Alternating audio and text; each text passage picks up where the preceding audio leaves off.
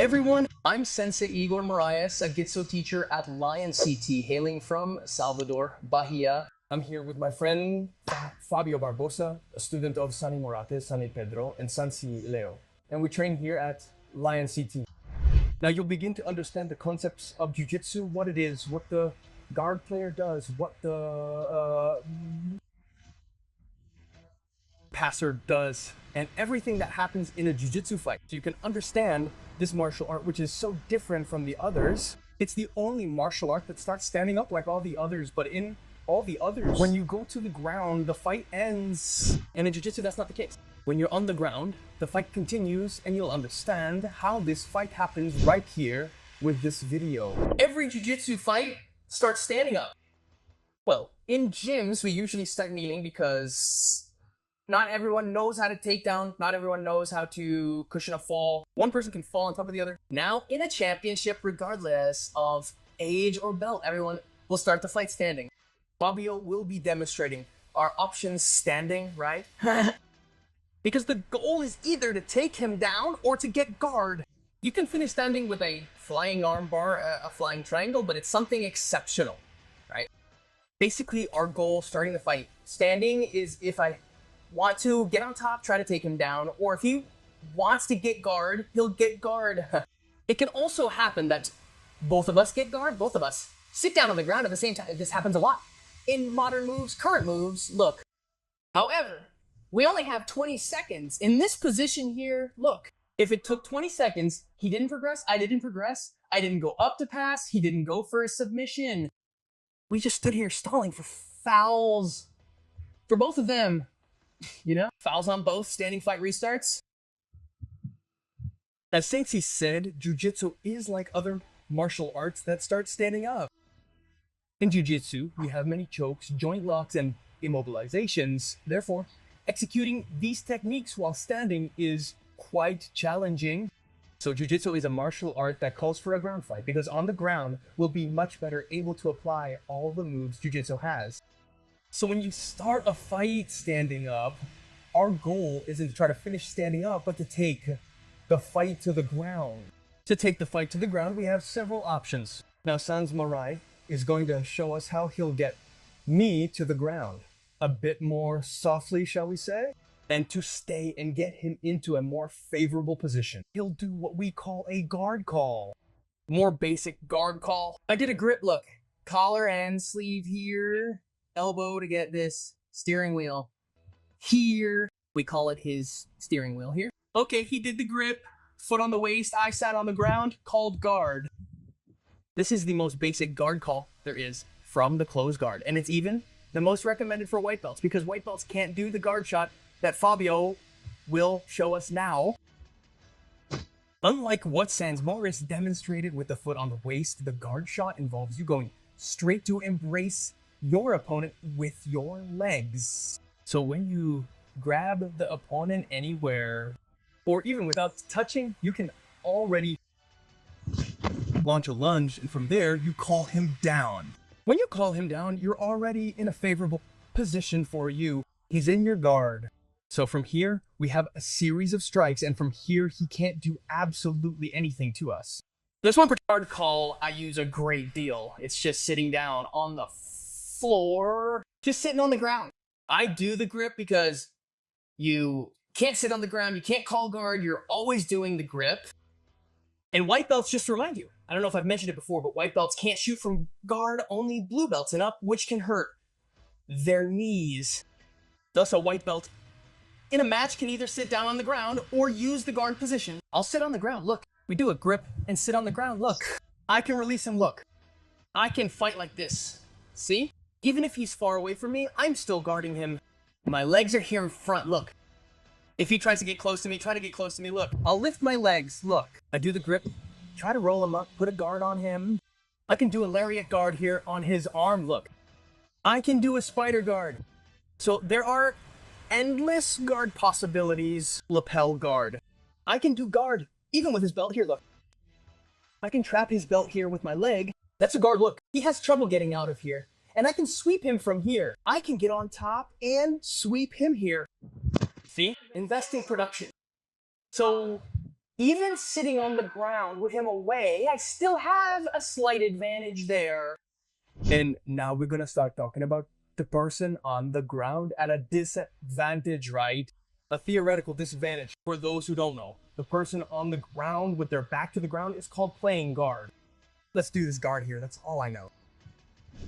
So guys, in this situation here, I'm playing guard for Fabio. Look, in the box, this guard is with my hands on my toes. This guard is with my legs. So if he's here in front of my legs, look, between my legs, I'm playing guard for him. That's why he'll be the passer, because he'll have to pass my guard. Just because I'm on the bottom doesn't mean I'm at a disadvantage. As Fabio said, in Jiu-Jitsu, when we're on the ground, the fight continues, you know. And we have infinite possibilities from here, both for submission and for submission. So normally those who don't know how to fight Jiu-Jitsu or who don't understand much about martial arts think that whoever is here in this position has an advantage in the fight. In Jiu-Jitsu, it's the opposite. If you're up here, I'm at a disadvantage because he's guarding me in this position. In this position, I can't do anything to him at all. My only objective here is to try to get out of his legs because if I stay here, I can't do anything and I'm exposed to a series of strikes he can apply. For example, in this position here, someone who doesn't know how to fight will try to choke the opponent on the ground. When I go to choke him, someone who knows Jiu-Jitsu, knows how to defend very well, and ends up submitting me. I'll demonstrate here. Normally, someone who doesn't know how to fight, what will they do? Go straight for the neck and try to choke. At this moment, here, look, he put his hand on my neck. I can get him an armbar, even though he's on top, I can't, and I don't need to take him down or sweep him. From here, I lift my hip and finish. I can still grab his other arm here, look, okay? Choke him with my legs and finish with a lock. Same way. I can get a triangle. I can get him a kimura here, look. I can't complete this one. A shoulder twisting submission. So I'll apply a triangle choke instead. There, you see like that. Look, I finish. So, you know, even if he tries to finish me, yeah, he doesn't try because he won't be able to. Those who try to finish him from the closed guard don't understand. They don't understand much about techniques, right? Actually, you'll only expose yourself if I try any strike on him. Before leaving the guard, I'm just exposing myself, making myself vulnerable for him to land a strike. And even in a street situation, if someone were to punch you from that distance, you can't. He has his knee, he has complete control here to push me away. So I hold his hands, hold his arm. See, he won't be able to punch me. I hold his arm. Then I can open it and use a triangle and army lock. I can choke him. Well, and not only that, besides finishing, I can sweep him. What is a sweep? It's when I reverse the position. I'm on the bottom. I'm going to sweep him. I'm going to get on top and he's going to get on the bottom. And here, I have infinite sweep possibilities. Well, I'm going to demonstrate a simple sweep from the closed guard, which is when we reverse the position. Look, he held the hand. Why did I hold the hand? Because if I try to sweep him there with his hand free, he'll put his hand on the ground. He won't take it. He won't let me reverse the position. So I hold his hand, hold his knee, look, put your foot on the ground, kick him in the armpit here, and go up. Now I'm going to go up, throwing his knee up. Ready? Here in the sweep, I'm here in mount now, which is guillotine, position of maximum dominance, right? Back mount. When we get here, there's no further progress in stabilization. Here, my obligation now is to finish him with an armut, with a choke. Understand? Back mount is the two positions of maximum dominance. Notice how it's different from what we were doing before. Before, he was on top. Well, I was on top, but I was behind his leg. It's very different. Now he's on my stomach. So when the person is on top of me, you've already passed their legs, which is the defense. As Sansi said, I've already breached their guard. I've already passed their guard. So the danger for me was being in their guard, but now they're no longer bringing their guard to me. So in this situation, I don't have much to do because from here, I won't be able to land any strikes on them. What do I have to do? I have to get out of this position. I have to reverse it again, get them off me, because here they can land several strikes for me to finish. Yes, I can grab the neck. I can do an Americana. I can go for the arm lock. Now they have the possibility of pushing my leg here. Look, which is their obligation, right? Trying to defend themselves, doing what? Throwing me back into their guard. Okay, now they have the advantage again. Another possibility is also trying to take me down. Unlike in judo, in Jiu-Jitsu, we can hold onto the opponent's legs. In sport judo, you can currently use leg holds. In jits, you can do a single leg, you can lift your leg, you can hug both legs. You can take down by dragging your leg. You can lift. I can get behind him like this, lift him up, and throw him to the ground. So we can start the fight. Whoever wants to be on top, whoever wants to be on top, look, must want to give it to him. See? If you're taken down, you go to a stabilizing position. What would that be? What would be the objective of stabilizing? Every time you take down, every time you pass guard, look, I'm here, I've reached the side, I have to stabilize because if I let him go, he'll push me and do guard again. Every time I get to the side, I don't stabilize, he restores guard. So we had to work hard. Sometimes a good guard player has a lot of trouble passing guard, then you pass and don't stabilize. He restores guard, then you have to do it all over again. So we reach the side, look, stabilize. Hug the head, hug the arm, and slam it to the ground. This is a position popularly known as 100 kilograms. It's not the only stabilization position in Jiu-Jitsu. There are several others. The main ones are 100 kilograms. Ranka Gatami.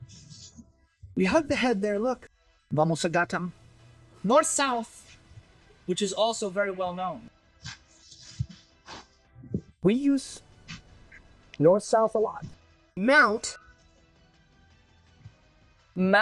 back to Katagatami, which would also be a stabilization position we use to submit.